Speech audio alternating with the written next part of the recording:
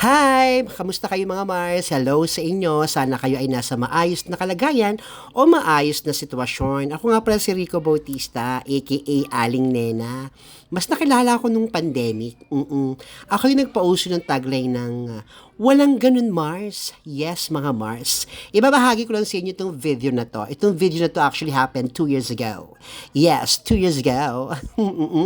Napakainit ng panahon nung mga oras na yan. Kaya itong mga kaibigan ko, kahit pa nga walang anda, kahit mga walang pera, niyayan lang pumunta ng Boracay. Yes, kasama ko yun si Sir Jomer, si Mir, si Grace, si Digna, pati na rin si Sir Solabo o si Sir Ray. Yung mga kaibigan ko yan sa school, mga co-teachers ko rin sila. Yes.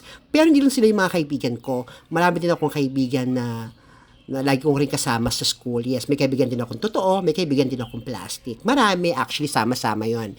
Yes, may mga kaibigan akong plastic. Kapag nakatalikod ako, maraming sinasabi sa akin.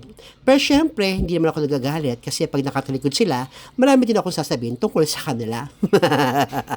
Syempre, joke lang yun mga Mars. Ayan nga mga Mars, nagpunta kami sa Boracay, no? At nagpunta kami. Yan nga mga Mars, nagpunta nga kami dyan sa Boracay. Sabihin ko lang ulit. Nagpunta kami dyan sa Mangrove. Yes, kasama ko yung mga friends ko. Kaya lang mas nauna ako. Kasi mas ninanamnam ko yung ganda ng paligid at lino ng katubigan. Kasi yung mga friends ko, nagpipicture-picture pa sila. Ako naman nagvi-video-video. Yes, ang ganda ko dyan mga Mars to. Bagong gising lang ako niyan pero wala pang breakfast kasi mas ino namin mag-roam around. Dito nga sa Boracay, dito sa Mangrove. Alam niyo mga Mars, habang naglalakad ako, tagang kinakapture ko yung moment kasi nga naman, hindi naman araw-araw, no, taon-taon nakakapunta ako sa lugar na to. Kaya ninanamnam ko. Tagang bawat sulok dito sa lugar na pinupuntahan ko, binivideohan ko. Gusto ko nga sana makita ng Boracay, ng crocodile dyan eh. Pero sa ano pala yun, sa Palawan pala yun, nasa Boracay pala tayo.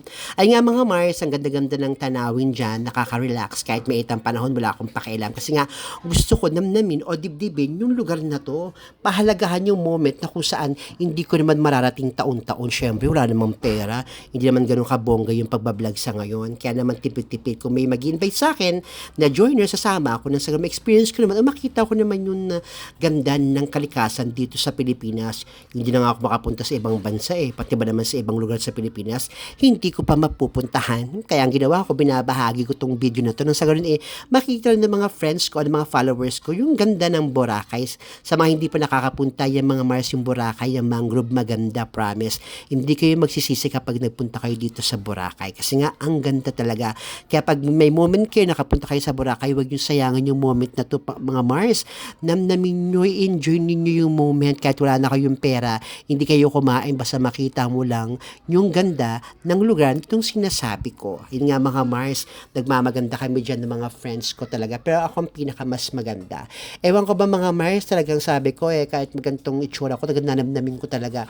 Ang ganda at magmamaganda ako dito sa lugar na to. O yan mga Mars, o, diba? Ang ganda-ganda ng katubigan dyan. Siyempre, kaya akala mo malabo. Kasi nga naman, nalagyan mga dahon.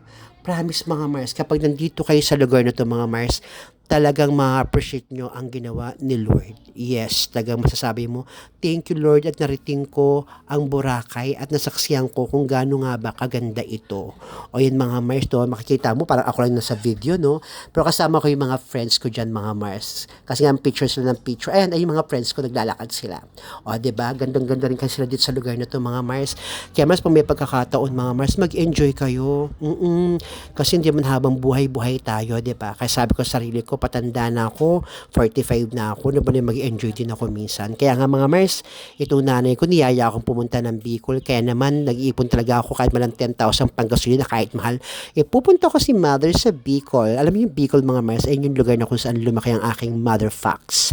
Yes, ang aking mother fox. Kaya naman isasama ko yung nanay ko at pumunta ng Bicol.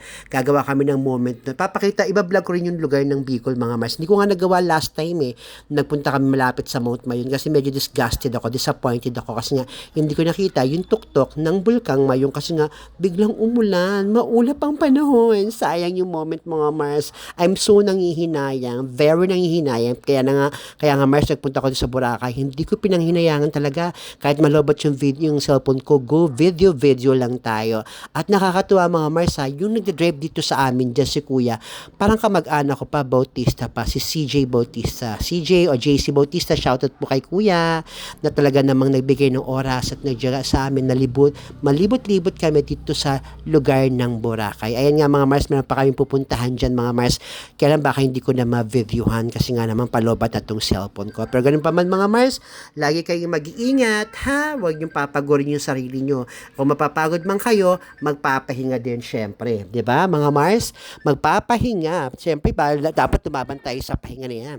Hindi tayo pwede magpakapagod syempre mga Mars. Kaya naman mga Mars, lagi kayo inom ng maraming tubig kasi nga napakainit ng panahon mga Mars. Yun lang mga Mars ha. Lagi isipin, mahal na mahal kayo ni Mars Nena.